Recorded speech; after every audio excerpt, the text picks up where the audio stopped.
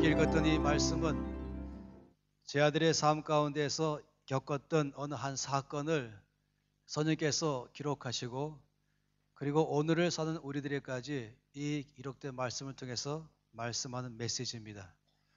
이 내용은 여기 말씀에 있는 것처럼 제 아들의 삶에 일어났던 어느 하루의 사건을 말하는 것이죠.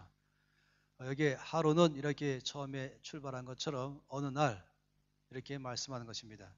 주께서 제 아들에게 말씀하시기를 호수 건너편으로 가자라고 말씀하시고 배를 타고 가는 과정에 일어난 것입니다. 처음이던 이 호수가 잔잔했습니다. 가다가 바람이 불었죠. 근데 아주 센 바람이었습니다. 말씀 속에 보니까 광풍이 불었다 이렇게 말했습니다. 그 지방 출신들로 100% 되어 있는 제 아들은 그런 날씨에 익숙했기 때문에 처음에는 별로 그렇게 심각하게 여기지 않았었습니다. 더구나 그 중에 여러 사람들은 어부 출신들입니다. 전문가들이죠. 그런데 점점 가면 갈수록 이들이 감당하지 못할 만한 상황으로 더 번져갔습니다. 이제는 이 물결이 일어나고 배가 움직이고 그리고 이제 이 물결이 배 안으로 들어왔다라고 말했습니다. 그래서 위태했다. 물이 가득하게 되어 위태했다고 말했습니다. 이때쯤 되니까 제 아들이 그 배에 예수님이 함께 계신 것을 이제 알게 됐죠. 그리고는 이 주무시고 계신 예수님을 가서 깨웠습니다. 그리고 우리가 지금 다 죽게 되었나이라고 말했죠. 이 전문가 어부들이 죽게 되었다라고 말했다면 아주 심각한 것을 말한 것입니다. 그리고는 주께서 이제 배에 나오셔서 이 모든 사항들을 말씀으로 다 해결하셨습니다. 세계 말씀을 볼 때는 다른 말씀을 볼 때는 고요하라 또 잠잠하라라고 명하셨죠. 그러니까 바람이 말씀에 순종하고 물결이 말씀에 순종하면서 모든 것 다 해결된 것입니다. 이런 이 말씀이 오늘 우리 가운데서 지금 들려지고 있는 것입니다. 일반적으로 성경에서 바다를 말할 때는 이 세상을 가리켜 말하는 것입니다. 또 배가 바다를 항해한다라고 말할 때 그 배는 우리 자신들을 말합니다. 보통 우리의 삶 또는 인생 이렇게 말하기도 하죠. 그래서 배가 바다를 항해하다가 이렇게 풍랑 만나서 상당히 위기를 맞이하는 이런 걸 통해 말하기를 우리가 이 땅에서 살아가다 보면은 나의 삶을 위협하는 그런 풍랑들을 만나는 우리 삶을 그대로 말하는 것입니다.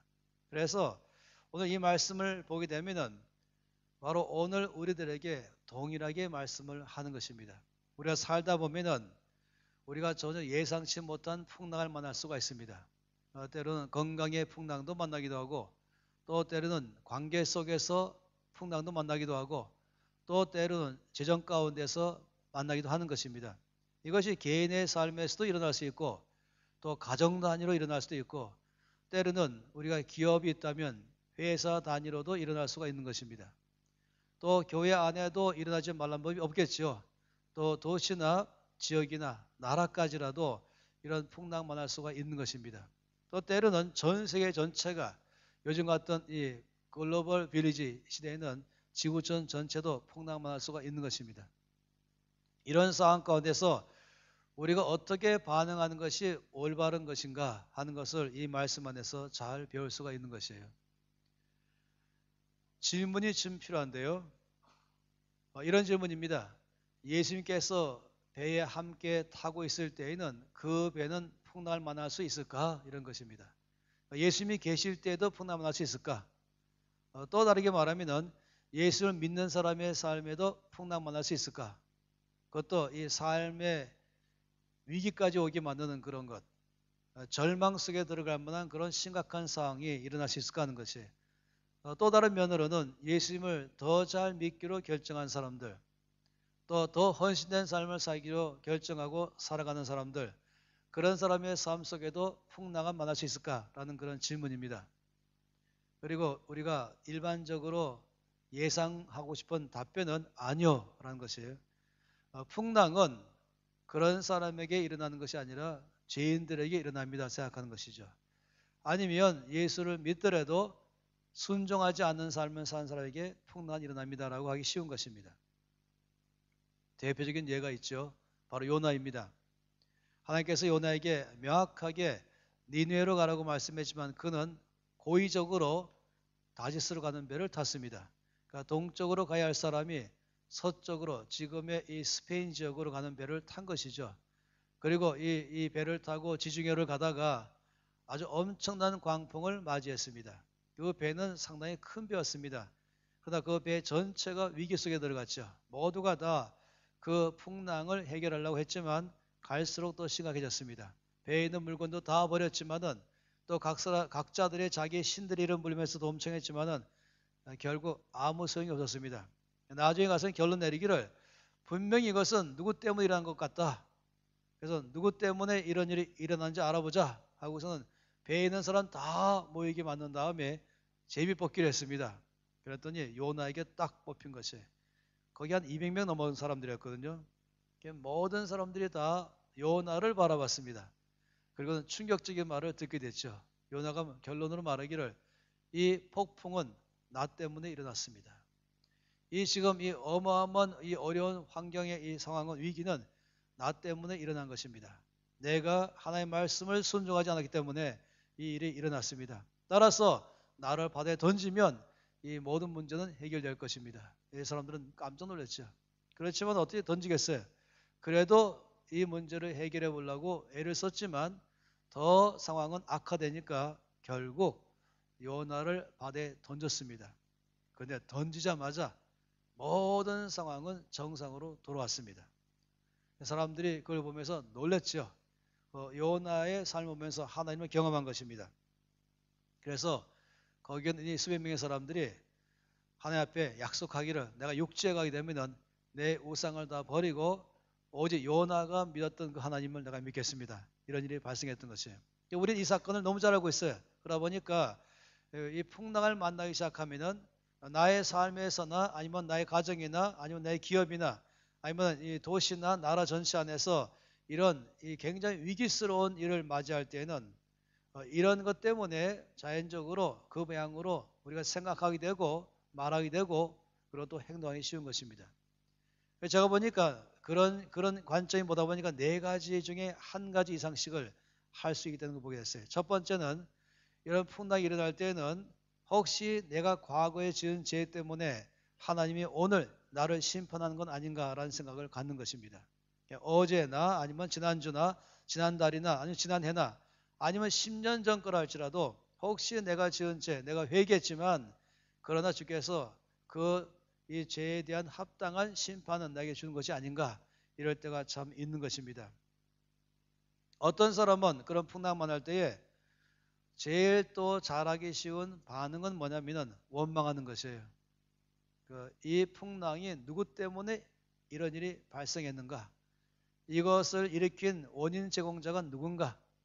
이것은 누구의 잘못에 의해서 이런 일이 일어나는가?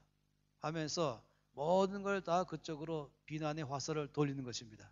원망하고 비판하고 그리고 또 마음속에서 미워하기 시작하는 것이죠.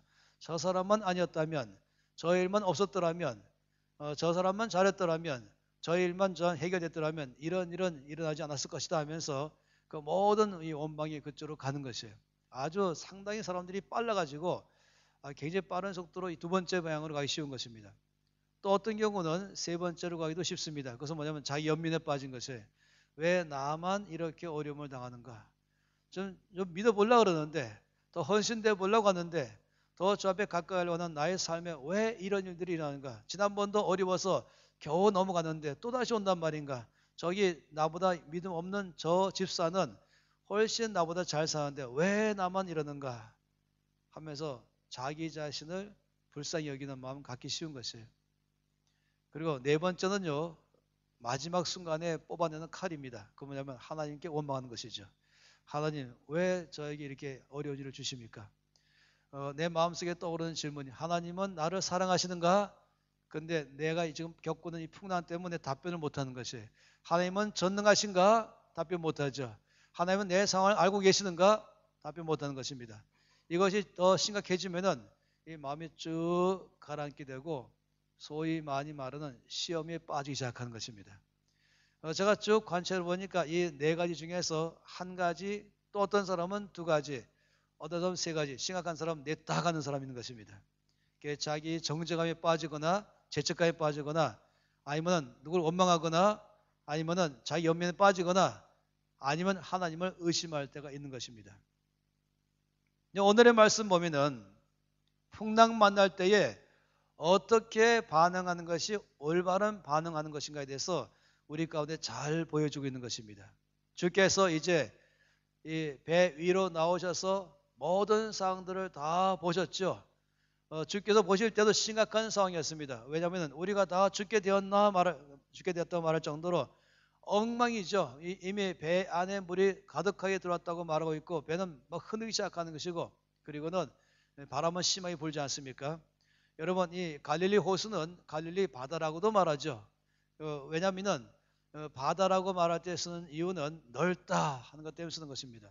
이 갈릴리 호수는 해발 212m의 상공에 있는 그런 호수입니다. 호수라기보다는 흘러가는 물이 있는 것 가운데 있죠.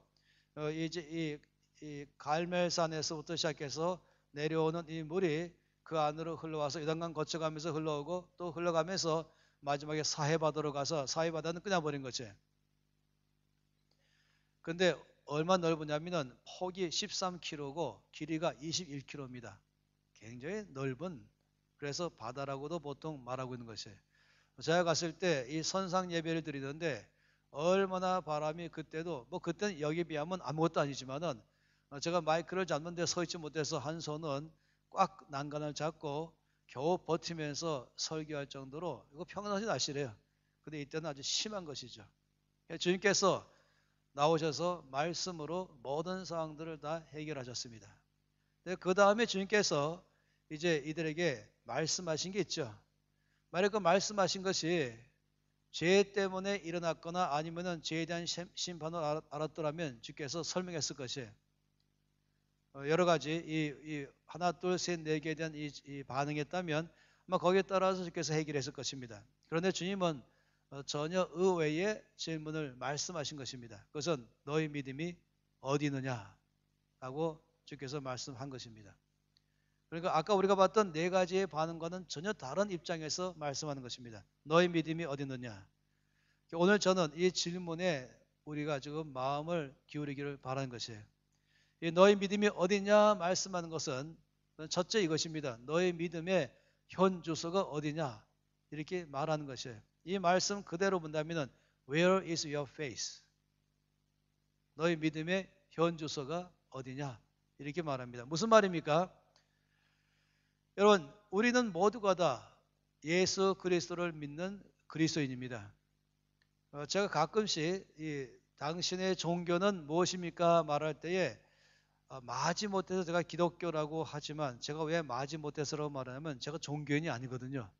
뭐 거기 기독교, 불교 뭐 쭉 나온 것 중에 제가 어쩔 수 없이 기독교에다가 치킨하지만 제 마음엔 전혀 썩 들리는 것이 아니에요. 왜냐하면 우리는 여러 종교가 있는데 각 종교마다 나름대로 신에 대한 이해가 있고 각각 신에게 접근하는 것과 각각의 해결 방법이 있는데 우리는 그 중에 하나인 기독교를 택한 게 아니라는 것입니다. 우리는요 오직 한 분이신 살아계시며 전능하시며 역사를 주관하시고 바로 지금 여기에 우리 가운데서 계시는 그 한 분 하나님을 믿는 사람들인 것입니다. 또 우리는 종교인이 아닌 것입니다. 우리는 예수 그리스도를 믿는 사람들인 것입니다. 그렇다면은 주님 말씀하실 그것이에요. 너희 믿음이 어딨냐 말씀할 때에는 그 믿음은 뭘 말하는 것입니까? 주님께서 이 말씀하는 건 이것입니다. 주님은 우리의 믿음이 머리로만 아는 믿음이 되기를 원하지 않는 것입니다. 지식적으로만 알고 있는 믿음이 아니가 바라는 것이에요. 어디 교과서나 책에서 봤던 그런 믿음이 아니라 말로만 한 믿음이 아니라 이 풍랑만 할 때에 거기서 반응할 줄 아는 살아 역사하는 믿음 되기를 바라는 것입니다. 우리가 믿는 믿음이 산 믿음이거든요. 우리 하나님이 살아계시거든요. 따라서 내 믿음도 살아있기를 바라는 것입니다. 그때 믿음이 진짜 믿음인 것입니다. 평안할 때는 모든 사람이 믿음의 용사처럼 보이는 것이에요. 평안할 때에 아무 일 없을 때에는 사람들이 다 노래 부르는 것입니다. 우리 오늘도 노래 부르죠. 전능하신 하나님을 찬양합니다 라고 말하고 있어요. 주님은 전능하십니다. 그렇게 고백하죠. 주님은 살아계십니다. 주님 나의 반석이십니다. 내가 주님만 노래하겠습니다. 내가 주님만 의지하겠습니다. 주님만 나의 도움 되십니다. 그런데 중요한 사실은 뭐냐면 풍랑만 할 때에도 그런 고백이 나와야 된다는 것입니다. 근데 풍랑만 할 때에 만일에 의심하고 낙심하고 주저앉아 버리고 모든 게 다 방향이 빗나간다면 곤란하지요. 제 아들은요, 풍랑 만날 때에 믿음으로 반응하지 않았습니다. 자기 힘으로 이것을 해결해 보려고 애를 썼죠. 하다 이젠 죽었구나 할 때쯤 가서야 겨우 죽기로 나갔던 것입니다. 그렇지 않기를 바란 것이에요. 저는 가끔 이 말씀을 전할 때에 제목을 오늘과는 다르게 할 때가 있습니다. 오늘은 너의 믿음이 어디냐 이지만은 전 가끔 제목을 믿음의 실험실 이렇게 말할 때가 있습니다. 마치 이 배는 실험실 같이 보입니다. 배 안에 있는 이 모든 사람들은 실험실 안에서 실험하는 사람처럼 보이는 것입니다. 여러분, 실험실은 뭘 말합니까? 어떤 이론이 있으면 이제 그 이론을 증명해서 그것을 사실로 규정해가는 과정이 있는 것이죠. 그래서 증명해 보니까, 실험해 보니까 이거는 아닙니다라고 할 때는 이제 폐기 처분하는 거 아니겠어요? 그러나 여러 차례 이것을 실험해 보니까 똑같은 결과 나오기 시작하면은 이것은 진리입니다. 이럴 때 비로소 이제 과학계에 가서 발표하면서 드디어 이건 과학으로 등재되는 것입니다. 실험에 통과해야 되는 것이죠. 한 번에 누가 이론을 바로 예라고 말하지 않는 것입니다. 그것은 누구든지 자기가 아는 사실, 자기가 발견한 사실에 대해서 이것이 정말이라는 것을 말하기 위해서 많은 실험한 결과를 다 가지고 그 과정을 말해줄 때 설득력이 있는 것입니다. 중세 시대 때는 이런 말이 있었어요. 신학은 과학의 여왕이다. 저는 그 말을 참 좋아합니다.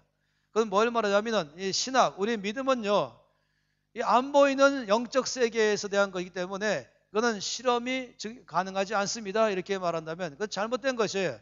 증명 가능하지 않습니다. 잘못된 것이 어떤 사람들은요, 무조건 안 보인다는 것 때문에 자기가 우기는 사람이 있어요. 저는 믿음의 삶을 살면서 주관적으로 사는 사람 참 싫어합니다. 우리의 모든 믿음을 객관화시켜야 되는 것입니다.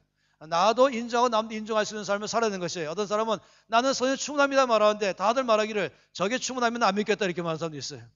제가 가끔 성령 강의를 가끔이 아니라 제 강의의 60%는 성령 강의인데 어느 사람 처음부터 문 딱 닫은 사람이 있어요. 그래서 얘기해 보면은 이미 옛날에 성령 받았다는 사람 때문에 상처 확 받아가지고 이미 옛날에 성령 충만한 사람이다 하는 것 때문에 상처받았기 때문에 뭐 이제 아예 말씀드릴 마음이 없는 것이에요. 좀 안 됐지요. 제가 보니까 예수 믿는 사람들이 제일 고집이 센 것 같아요. 뭐 예수 믿는 사람 저기 있는 게 저보다 포함해서 말하지만 저는 그렇기 때문에 많은 면에서 객관화시키기를 좋아합니다.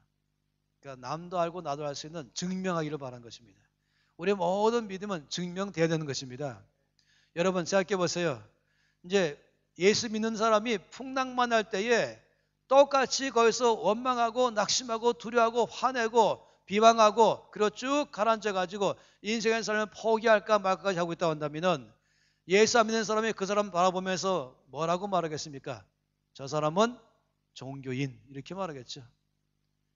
나는 무교인, 무종교인 이렇게 말하겠죠. 아니면 나는 불교인, 너는 기독교인 이렇게 말하겠죠. 왜냐? 똑같으니까. 당시와 나나 똑같네요. 풍랑만 하니까 똑같네요. 주일날만 교회 가네요. 따라서 그냥 종교인이죠. 어떤 사람이 이렇게 말해요. 최근에는요, 요즘 기독교가 위기받고 있잖아요. 위기당하잖아요. 이렇게 말해요. 난 교회 안 갑니다.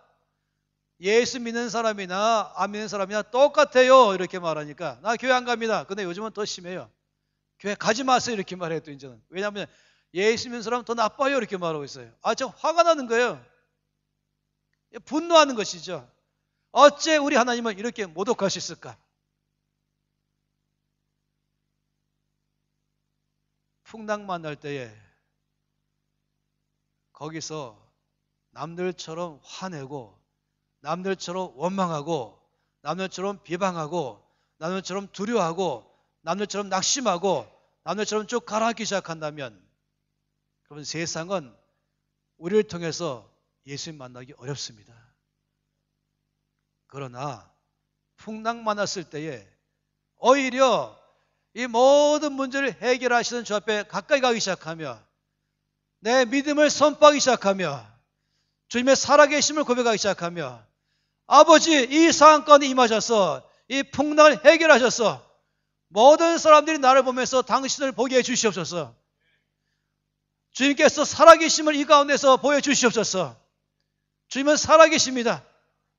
고백하며 주 앞에 나가기 시작한다면 그래서 주께서 오늘 이 말씀처럼 나의 삶에 임하셔서 내 모든 풍랑을 잔잔케 한다면 이미 그 전부터 내가 평정하고 마음이 평안하고 마음속에 감사하면서 오히려 어떤 사람을 용서하면서 사랑하면서 평안하면서 이 문제를 아주 의연하게 해결해서 다 끝내버린다면 옆에 사람들 보면서 나는 당신이 알고 있는 믿고 있는 그 예수 나도 믿고 싶소 이렇게 말하는 것입니다. 여러분 풍랑은 그때야말로 내 믿음의 현주소를 보일 때인 것입니다. 어떤 사람 풍랑 만났다.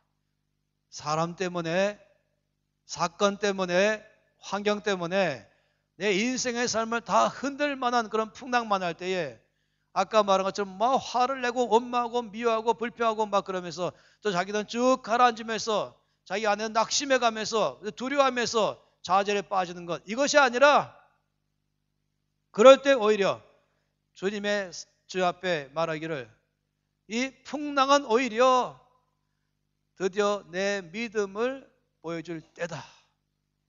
찬스. 이 풍랑은 오히려 하나님을 경험할 때이다. 이 풍랑은 오히려 내 주변의 모든 사람들이 나를 보면서 내가 믿는 하나님을 만나보게 될 때이다. 이 풍랑은 오히려 주변 모든 사람들이 하나님의 영광을 볼 수 있는 기회다. 이렇게 응답한다면 달라지는 것입니다. 오늘의 말씀 볼 때에는 바로 그런 말씀인 것이에요. 그것이 바로 믿음의 실험실인 것입니다. 이건 바로 실험실인 것이에요. 내가 믿고 있는 것, 내가 알고 있는 것에 대해서 증명할 때가 와 있는 것입니다. 하나님을 만날 때에 와 있는 것입니다. 내 주변 사람들은 나를 보면서 내가 믿는 그 하나님이 진리이신 것을 살아계심을 바라볼 때인 것입니다.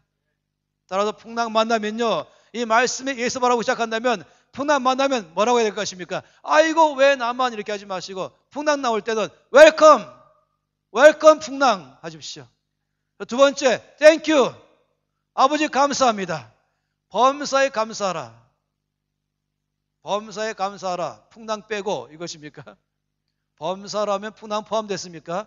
포함됐지요. 범사, everything. 범사에 감사하라. 항상 기뻐하라. 쉬지 말고 기도하라.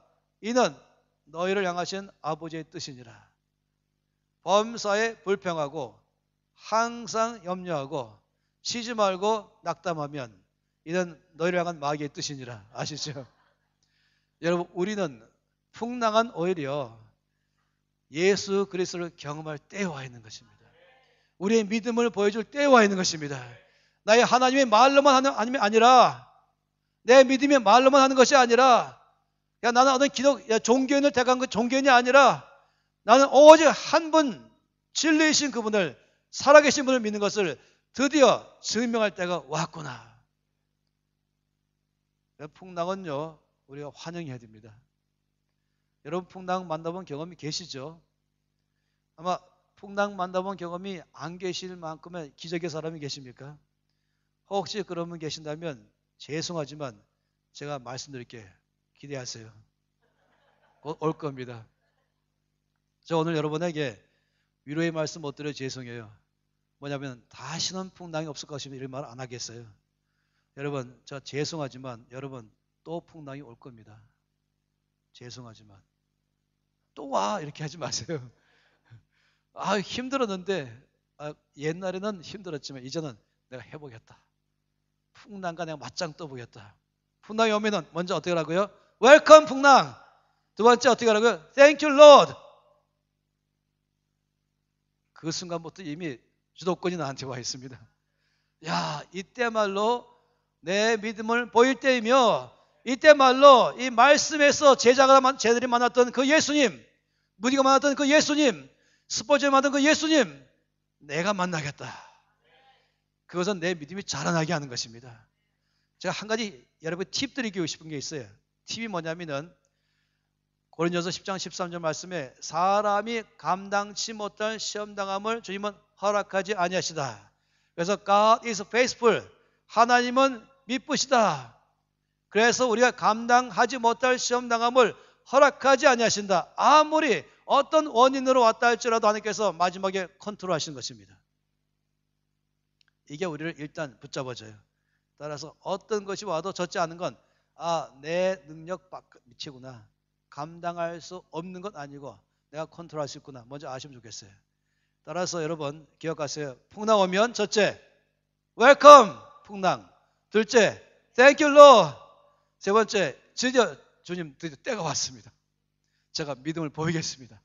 자, 이제 주님이 주님 되심을 증명할 때가 왔습니다.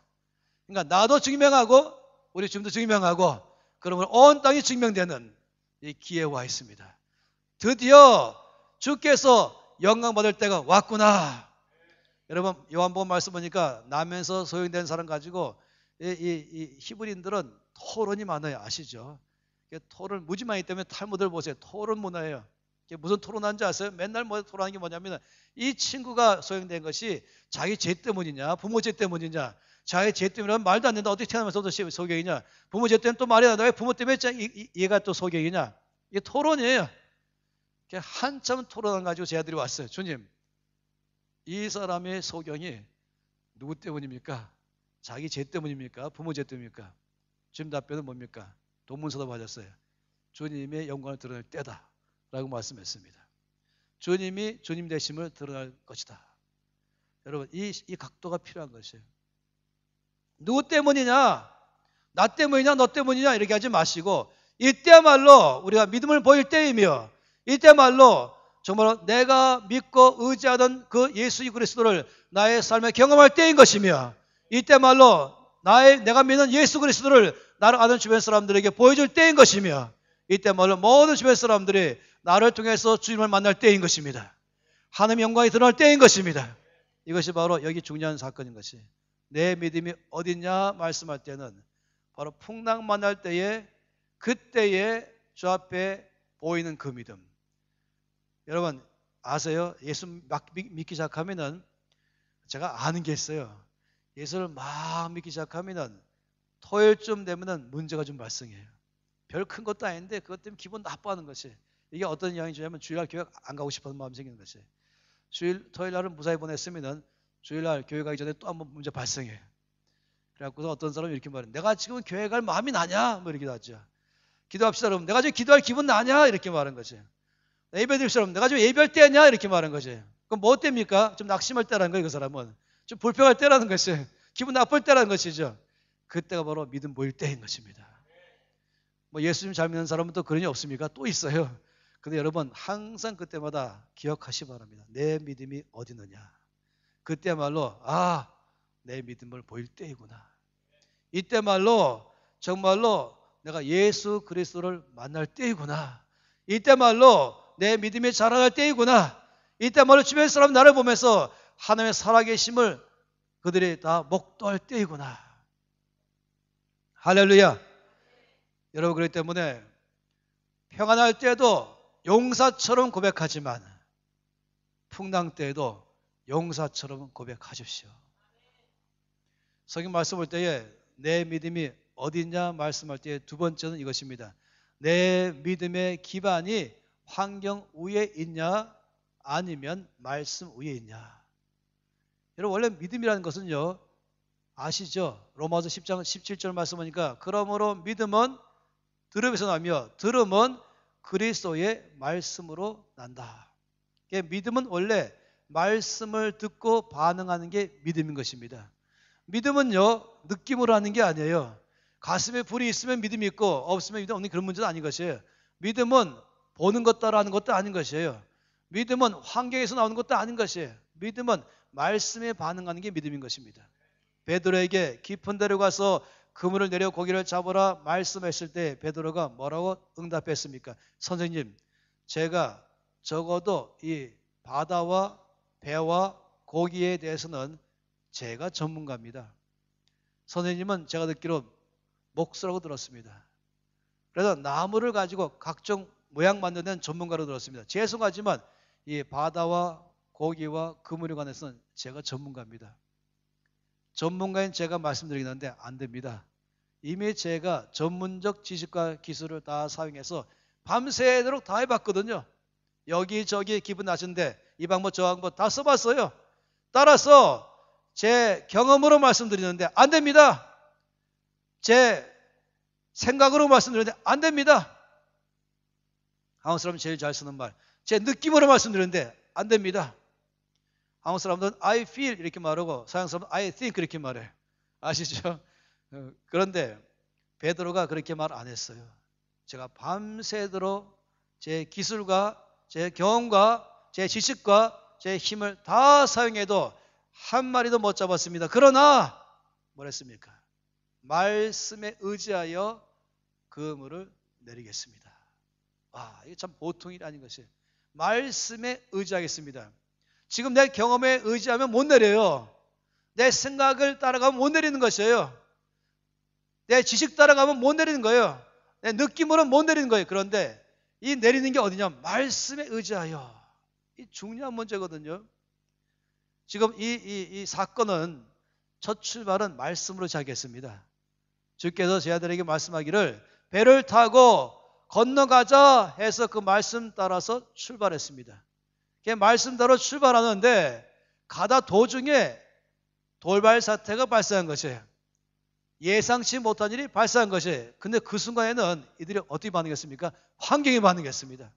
그때는 풍랑이 반응했습니다. 그래서 내 믿음이 어디 있냐라고 말씀하셨어요. 이 말씀으로 출발했으면 중간에 돌발 사태 일어날 때도 말씀으로 반응해야 되는 것입니다. 다시 한번 말씀을 들어야 되죠. 어떻게 하면 제일 좋겠습니까? 그러면 말씀 따라 이제 배를 띄우고 말씀 따라 지금 건너가는 도중인데 가다가 도중에 풍랑 많았습니다. 아주 심각한 일이 왔어요. 어떻게 해야 되겠습니까? 믿음은 그때는 이렇게 해야 되는 거예요. 질문해야 되는 것입니다. 질문.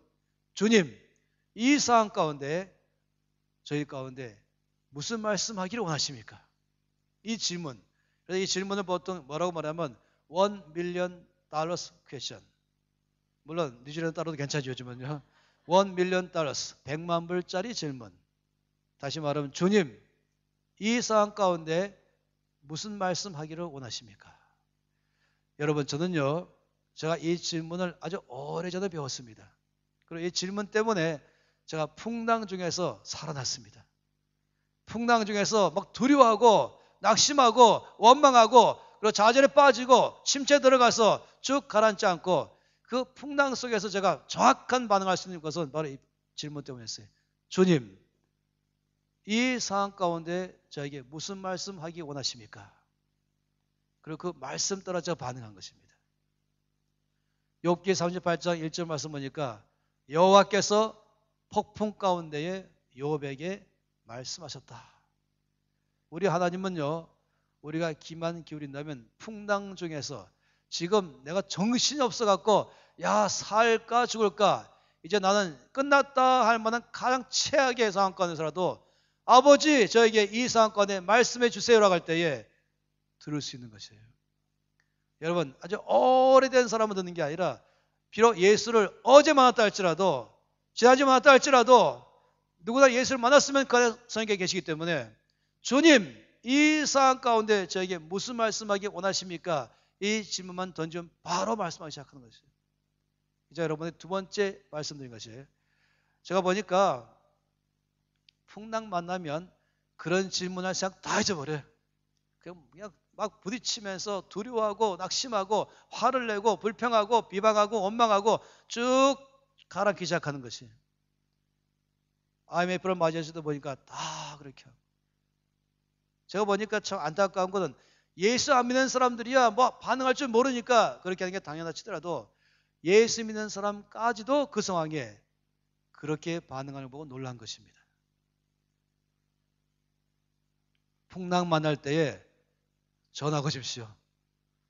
풍랑 만날 때에 그때 걸 전화번호를 제가 여러분께 말씀드리겠습니다. 이거 보통 핫라인 이렇게 말하죠. 위기 때, 이머전시 때 그때 전화. 모두 다 끊겼어. 전화선 다 끊겨서 그때 핫라인 하나 남아있는 거예요. 그 핫라인 뭔지 아십니까? 501호. 501호만 전화 거십시오. 시편 50편 15절입니다.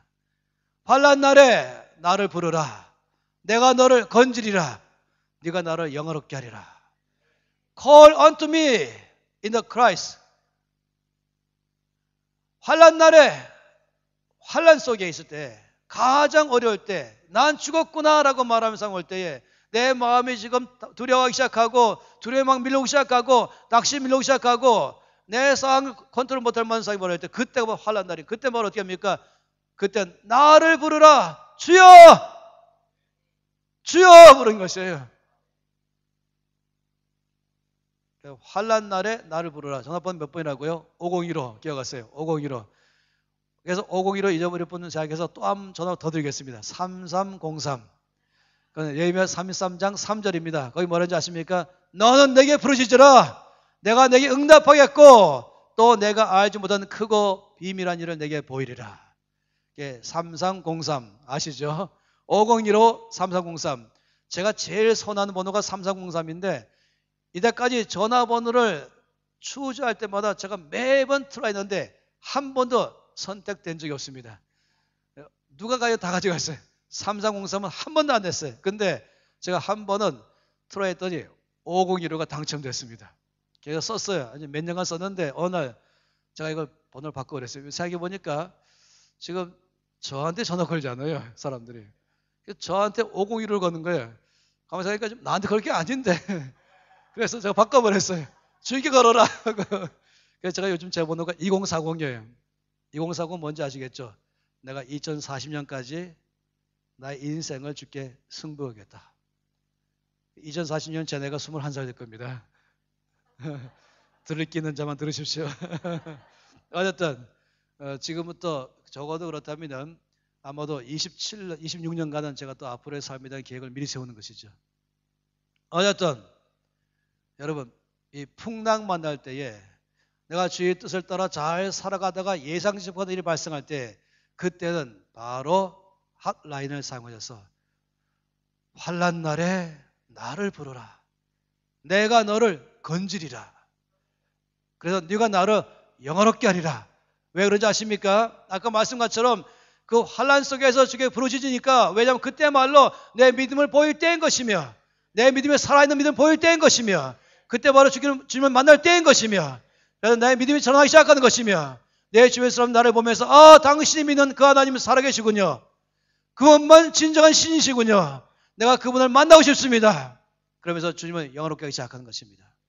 그래서 여러분 환난 속에 들어갈 때 믿음으로 고백하셔야 되는 것입니다. 여러분 창세기 12장 말씀 보면은 하나님께서 아브라함에게 너는 본토 친척 아비집을 떠나서 내가 내 지시할 땅으로 가라라고 말씀하시면서 내가 너를 축복하고 너를 통하여 온 땅이 복을 얻을 것이라. 너는 복의 근원이 될 것이다.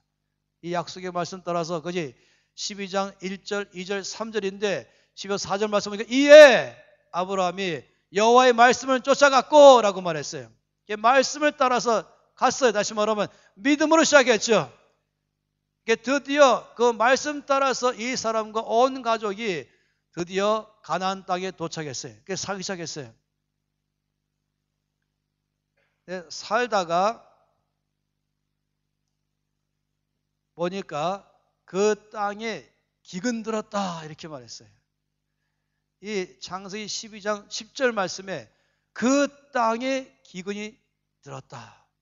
제가 참 주목하는 게 뭐냐면 그 땅인 것이에요. 지금 내가 주님 뜻대로 살고 있는데 대가를 지불하면서 헌신해서 여기 와 사는 땅인데 그럼 그 땅은 기근 들면 안 되죠. 적어도 내가 지금 한 곳에 살고 있으면 풍성과 형통과 축복과 모든 은혜가 넘쳐야 될 것인데 근데 그 약속의 땅이 기근 들었다. 이거 어떻게 생각하십니까? 잘못하면 내가 지금 제대로 와 있나? 내가 지금 말씀 잘 들었나? 내가 머무는 거지 주의 뜻 한가운데 있는가? 이러기 쉽지 않아요. 어려움이 발생하니까. 그런데 그 땅, 약속의 땅에 기근 들었다. 근데요, 거기서 아브라함의 반응이 참 재밌어요. 그는 바로 애굽으로 가버렸습니다. 그리고는 인생의 최고의 망신살이를 뻗었죠. 가다가 보니까 갑자기 두려움이 빠요. 왜냐하면 말씀을 떠나서 살기 시작하면 두려움이 금방 오는 것이. 자기 이 사라가 너무 예쁘니까 아마도 이 사라 때문에 자기를 죽일 거라고 생각한 것이. 그러니까 전혀 상상 못하는 쓸데없는 두려움이 들어가기 시작하는 것이. 믿음을 떠나면 그렇게 되기 시작하는 것이. 그러니까 가다가 여보 부탁이 있어. 뭐예요? 사람들 앞에 있을 때 나를 오빠라고 불러줘. 이래서 요즘 이 사라의 DNA를 따르는 젊은 청춘들이 많이 나왔습니다. 오빠 이렇게 부르는 거예요. 왜냐하면 당신이 나를 여보라고 부르면 나를 죽일 거야. 그리고 뺏어갈 거야. 이쯤 되면은요 사라가 뭐 이런 남자 뭘 믿고 살겠어. 얼굴을 촥 그어버리고 나 친정 가버린다 할 터인데 사라가 눈물을 꾹 삼키고 예 다음부터 맨날 오빠 불렀지. 참 이런 남자 뭘 믿고 살겠어요. 그리고 사라가 바로 어떻게 한지 아세요? 사라가 그렇게 말했던 그런 믿는 구석이 있었어요.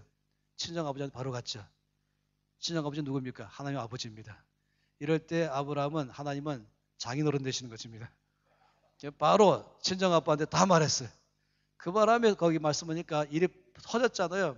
이제 이 사라는 드디어 예상대로 정말로 이 예상은요 원래 예상이 아니라 두려움 때문에 온 것이에요. 갓버렸죠. 가면서 어떻게 했어요? 이제 이 사라는 말하기를 오빠 잘 있어.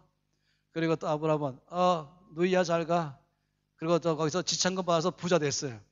아 참 보통 창피한 일이 아닙니다. 근데 하나님께서 딱 잡았죠. 사라가 지금 친정 아버지한테 다 말했잖아요. 고발했잖아요. 하나님이 딱 바로를 잡아버렸어요. 알아보니까 남매가 아니라 부부 사이네. 그래서 바로 화가 났어요. 아브라함 불렀어요. 야! 당신이 어째 마누라를 갖다가 이 누이라고 속였냐? 망신에 거듭된 것이. 이 세상을 책망해야 될 아브라함이 세상에서 책망받아 버렸습니다. 망신 아니겠어요? 여러분 아무도 그렇게 하지 마세요. 아시죠? 제가 말한 말은 뭐 오빠 뭐 누이 이걸 말하는 게 아니라 말씀 따라 출발해서 믿음으로 살다가 중간에 풍랑만할 때에 그때는 바로 환경 따라 반응하지 마시고 그때 말로 100만원짜리 질문하셔야 망신당하지 않는 것입니다.